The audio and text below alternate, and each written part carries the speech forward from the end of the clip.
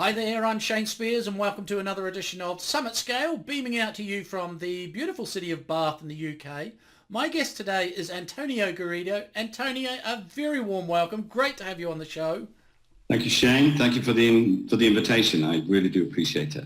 Brilliant. For those of you that don't know him, for the last 5 years, author, speaker and business coach Antonio has run a training and leadership development company out of Miami, Florida. Prior to starting his own training company, he ran companies for others. And he says that running and growing his own company is much more rewarding. Antonio and his team train and coach executives from small startups to multi-billion-dollar enterprises, and his book Asking Questions the Sandler Way is available on Amazon and is featured on readit4.me website as one of the top 51 must-reads.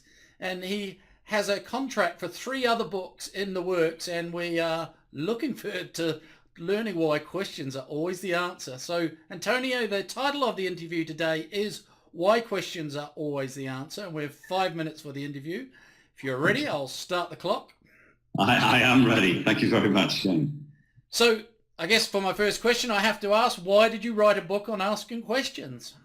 Okay, good question. So having coached, having been a leader of large organizations for many years, and then the last 5 or 6 years coaching leaders, it occurred to me about a year maybe 2 years ago, that leaders don't always get the truth. Okay, so when they're wandering around talking to the people in their organization or even talking to customers or suppliers, right, they ask reasonable questions because they're reasonably intelligent individuals, but they don't always get the truth. Now, they'll get a version of the truth, and it'd be an interesting conversation to ask 10 leaders, what percentage of the time do they think that they only hear the truth, the whole truth, and nothing but the truth from their people?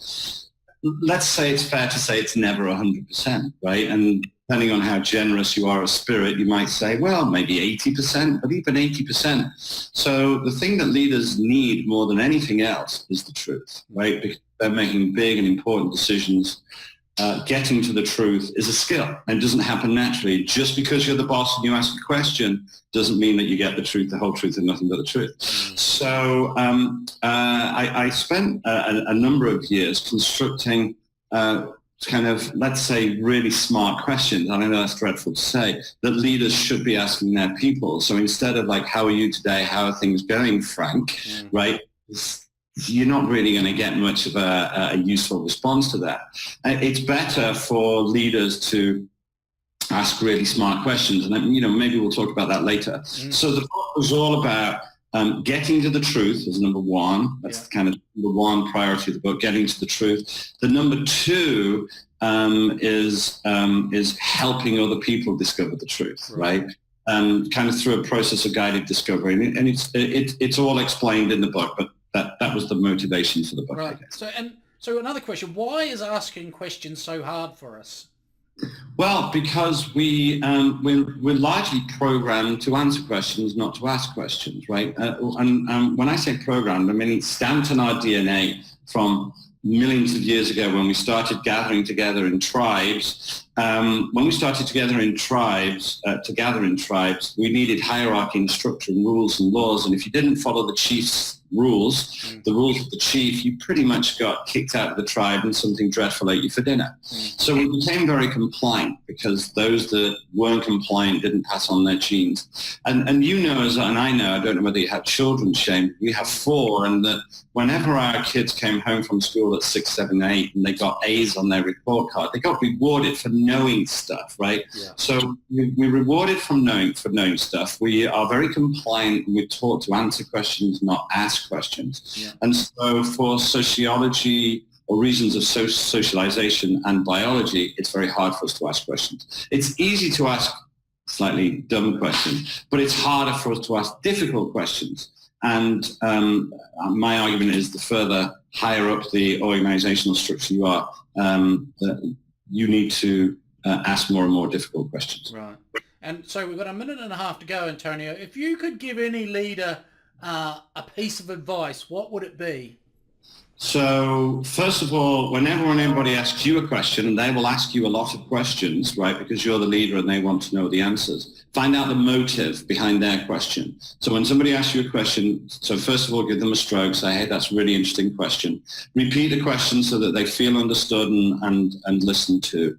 And then reverse it. We talk about it in chapter 10 in the book. Ask them, of all the questions you could ask me, why is that important? So find out the motivation. And then ask questions of your leader, of your leadership team, instead of saying, how are things going? Rather ask them questions like, hey, Frank, take a couple of minutes for me and explain what you think are the most detrimental effects in the marketplace right now that's going to have, it's going to erode our competitive position over the next couple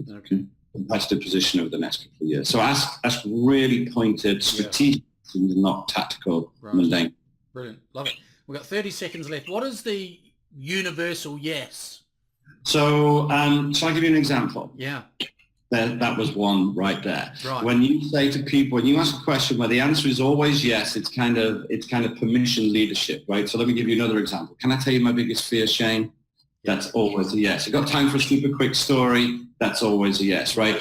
So figure out those questions where the answer is always yes.